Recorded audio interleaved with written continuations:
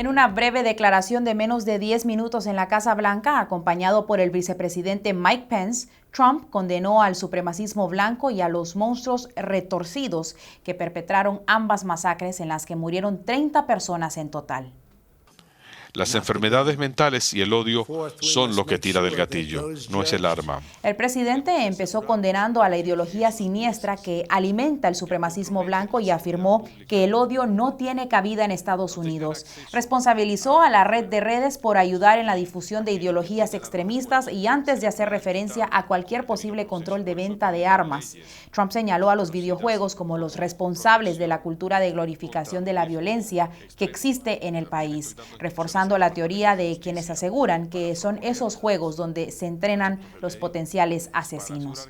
El mandatario pidió acciones para aprobar lo que llamó leyes de alerta roja para detectar potenciales atacantes y prestar atención a las señales de personas con tendencia a comportamientos peligrosos. De esa manera, descartó cualquier referencia al control de armas. Trump propuso aplicar de manera estricta e inmediata la pena de muerte a los responsables de esas masacres masivas, dando a entender que las leyes los protegen demasiado y permiten que pasen años en el corredor de la muerte mientras se cumplen sus apelaciones en el sistema legal. En su mensaje, el presidente pidió a los partidos dejar de lado sus diferencias a la hora de manejar la actual crisis y remató diciendo que el control del destino del país está en nuestras manos, no en las de los monstruos mentalmente enfermos.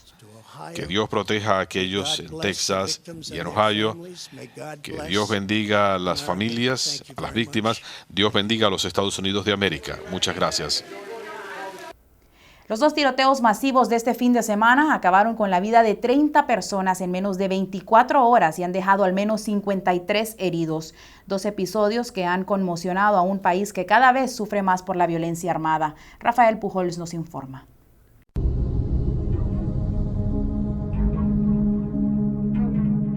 Los ataques en la ciudad tejana y Dayton, Ohio, dejaron saldo de 29 muertos y docenas de heridos. Autoridades citadas por NBC dijeron que el ataque del Paso está siendo investigado como un crimen de odio, entre otros posibles motivos.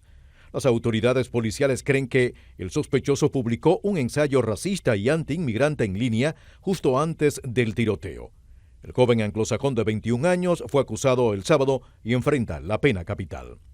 Mientras tanto, no están claros los motivos del pistolero de Ohio, Connor Braggs, de 24 años, que mató a su hermana de 22 años y a otras 8 personas en un popular distrito de entretenimiento lleno de jóvenes antes de ser abatido por la policía.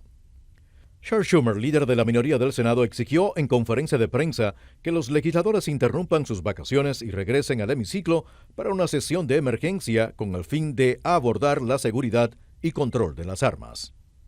Por otro lado, el precandidato demócrata a la presidencia, Beto O'Rourke, también reaccionó públicamente y en entrevista con José Díaz Balart de Noticias Telemundo, opinó que el presidente Trump es racista y que la masacre en El Paso es consecuencia de las palabras del mandatario.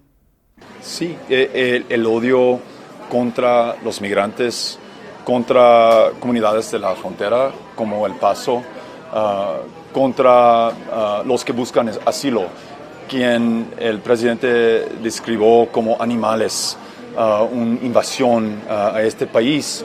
La violencia, el odio que tuvimos ayer en El Paso es la consecuencia de las palabras del presidente, del racismo que él tiene por migrantes y comunidades que son diferentes de la minoría de este país. Y varias vigilias se han llevado a cabo en diferentes ciudades del país. Miembros de la comunidad están consternados por lo ocurrido en Gilroy y El Paso, Texas, y el más reciente en Ohio. Luis Zaragoza con el reporte. Así, dolidos por la tragedia, varios miembros de la comunidad expresaron lo que sentían tras los hechos ocurridos en donde varias personas han perdido la vida, víctimas de las armas de fuego. Yo sentí la necesidad de que la comunidad se juntara y que sanara. Y este es un proceso que yo considero que es necesario. Parte del problema es que existe un problema de racismo en este país.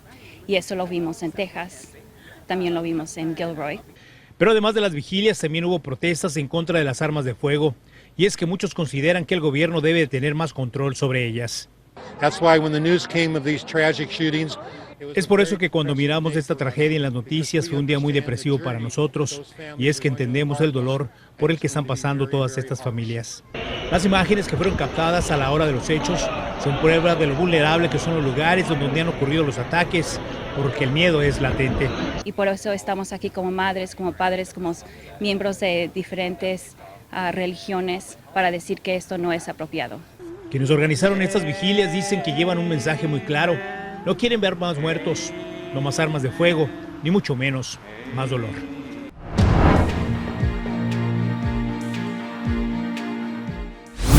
En Honduras, el presidente Juan Orlando Hernández negó haber recibido dinero de los narcos para sus campañas políticas y calificó como perversas y falsas acusaciones del traficante de drogas identificado como Alexander Ardón, enjuiciado en una corte de Nueva York. Es falso. Y lo decimos categóricamente porque estas aseveraciones son perversas, falsas acusaciones que realiza un traficante de drogas que se identifica como Alexander Ardón. Esto debemos de ponerlo en contexto, en el verdadero contexto.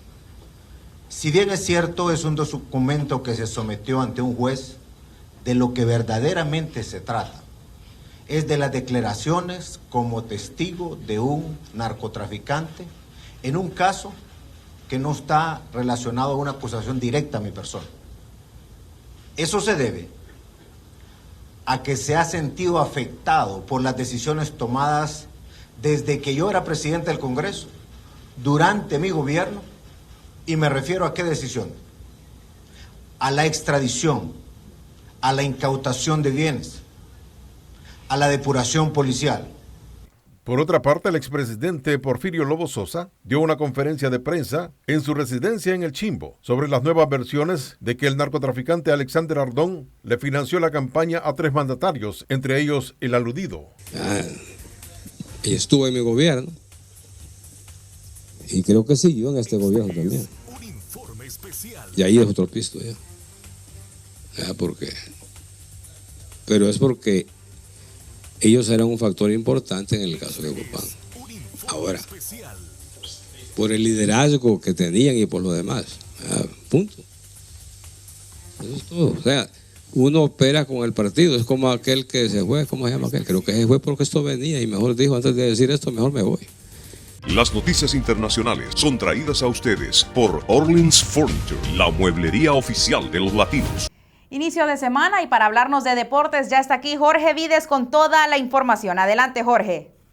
Muchas gracias, Valeria. Leo Messi se lesiona y es duda para el inicio de la liga. Por otra parte, del fútbol hondureño, el Olimpia le gana a la Real Sociedad y el Real España pitó en su último minuto ante el Motagua. Y gracias a triunfo de Jamaica ante Perú, Honduras avanza a semifinales de los Juegos Panamericanos. Eso y más después de la pausa comercial. No le cambie.